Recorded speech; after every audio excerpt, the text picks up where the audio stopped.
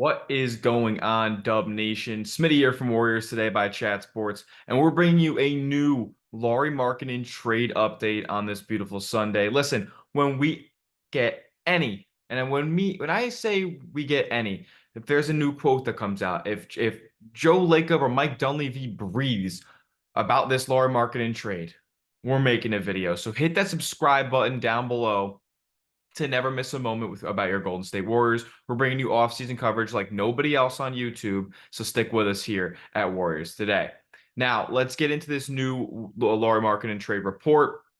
And it does echo some things that we've heard throughout this process so far. This one's coming in from NBA Insider Marc Stein. He says the Warriors are more willing to deal forward Jonathan Kuminga in a deal for Lauri Markkanen rather than Brandin Podziemski. Now, we've told you that throughout the past couple of weeks that the internal love for Brandin Podziemski has been publicized, right? It seems like the Warriors are locked in on a future that includes Brandin Podziemski at the helm.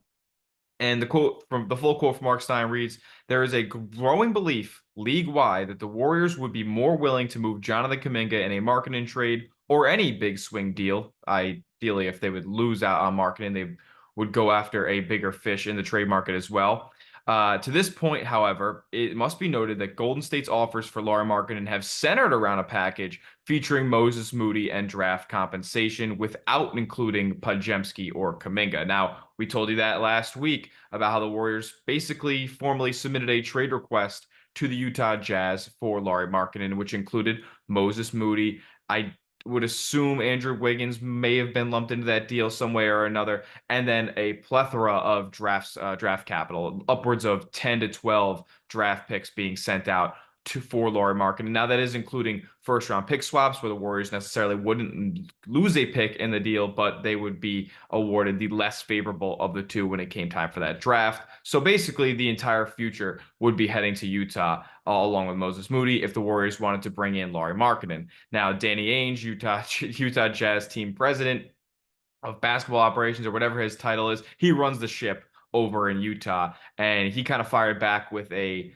nonsensical offer that included Brandin Podziemski, Moses Moody, Jonathan Kuminga, basically Trace Jackson Davis, their entire crop of young talent that's currently on the roster. And that's just an unserious trade request from a guy in Danny Ainge who we know throughout the years when he was with the Boston Celtics that he declined so many opportunities to trade for a bigger fish in the pond with his young draft capital, and missed out on potential guys that could have come to Boston, like a Kevin Love, like a Blake Griffin, a Paul George.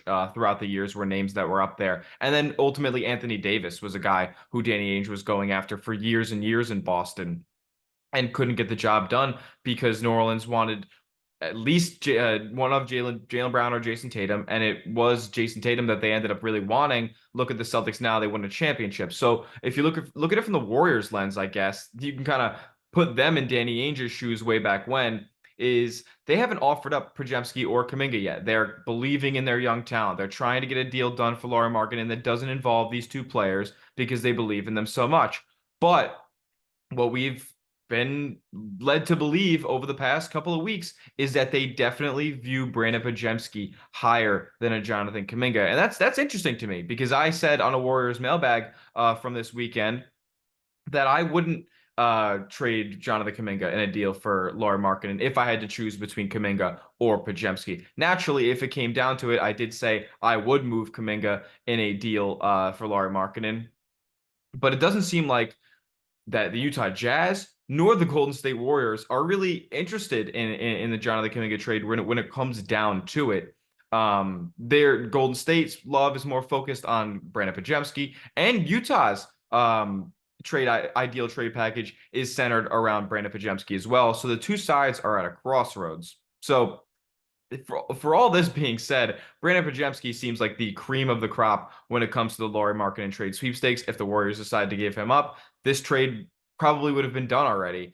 And on the Jonathan Kuminga side, it doesn't seem like Utah is particularly interested in that being the headliner in the deal, which is kind of confusing to me. If we look at these two players from a unbiased standpoint, I know we've all watched a ton of Warriors basketball. We know what these players do well. Brandin Podziemski. He is a dynamic scorer below the free throw line. He's fantastic with his pivot foot, working off of 2 feet and making decisions, kind of in the paint, in the midst of a crowded defense. And then Jonathan Kuminga is that high flying, attack the rim player who can defend threes, some fours because he's gotten a little bigger.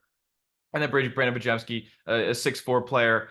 He isn't the best on-ball defender, but a super scrappy guy off the ball, getting those passes and getting those deflections in passing lanes, or you know, sneaking up behind somebody, Jose Alvarado style, and snatching the ball away and getting other possessions for Golden State that way. He's also a great offensive rebounder. So he's just a great overall possession getter for Golden State. And then Jonathan Kuminga is kind of that ideal wing hybrid type that can guard a couple of different positions. He can attack the rim at a really high level. He can affect shots at the rim at a really high level. And he's improving his shooting game. Obviously, he's become much better in the mid-range. And from 3-point, we saw it kind of progressively get better as the course of the 23-24 season went. So in my eyes, like I said previously, Jonathan Kuminga is the name that I would covet more if I'm Golden State. You look at what is dominating around the league right now. The Philadelphia 76ers, they look like they're a new contender now because they go out and pick up a elite wing in Paul George. The Boston Celtics coming off a championship where they have Jason Tatum and Jaylen Brown as the two headliners. And I've said also before that I think Jonathan Kuminga is a poor man's version of Jaylen Brown. They kind of play the same way as to where Brown was in the early stages of his career compared to where Kuminga is now. And look at the Knicks. Look what they're trying to do to compete with Boston. They're loading up on guys like OG Anunoby and McCall Bridges, switchable big wing defenders who can go hit a corner three and finish at the rim at a high level. That's the way that the blueprint is now in the NBA. You want to have switchability, and Jonathan Kuminga provides you that. In my opinion, yes, the Podziemski situation with how much money he makes, it's about three and a half, and $5.5 million over the next 3 seasons. That is a huge value to Golden State. He's under team control for the next 3 years, and wouldn't even face restricted free agency up until then. Jonathan Kuminga, meanwhile, has 1 more year under team control. He has his restricted free agency coming up in the summer of 2025. So that is definitely something to take into account. And I think the Warriors are taking that into account in this situation. They're going to have to pay Jonathan Kuminga close to, if not $200 million on his next contract. If you've seen what all these guys like a Franz Wagner just got, he got 5 years, 225, and Jonathan Kuminga is up for that type of deal. So yes, I don't think that he'll necessarily get paid that deal by Golden State or anybody for that matter. I believe Golden State's the only team that could offer him the extension that big. But overall, I think you're going to get him at a cheaper expense than the rest of these contracts that are being signed out there from some of the young talent around the league. And he hasn't reached his ceiling yet. I still think he has a ton of room to grow, and he is the ideal wing spot player that, you are kind of a dime a dozen if you're really looking at guys who can change the game, and you're looking for Jonathan Kuminga to do that over the next couple of years. Brandin Podziemski, he's somebody who I think his impact to the game is affected. His ceiling's capped a little bit for me. I don't think he's going to be a great on-ball defender in tight game situations. And you already have a guy like Steph Curry, who, in the sense of a Lauri Markkanen trade, you're trying to make this team as good as it possibly could be for a Steph Curry.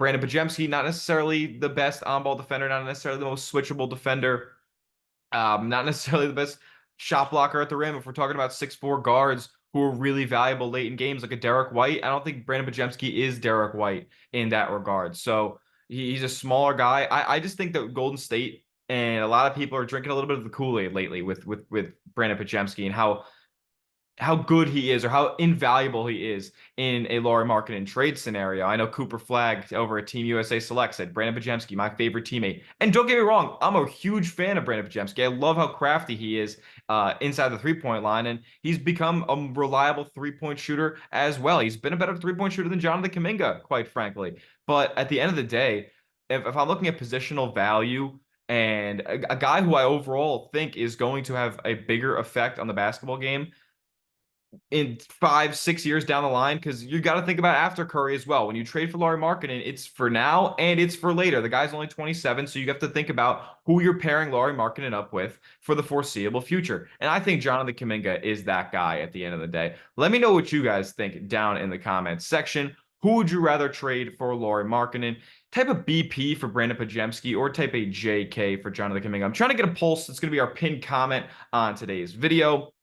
And as always, subscribe to the channel. We're bringing you Warriors content this offseason, during the regular season, postseason, doesn't matter. We're the #1 source for Warriors daily news and rumors. Stick with us here, youtube.com/Warriors TV. I'll see you guys next time, or it might just be Chase Sr., but I'll see you guys next time regardless. Let's go Dubs.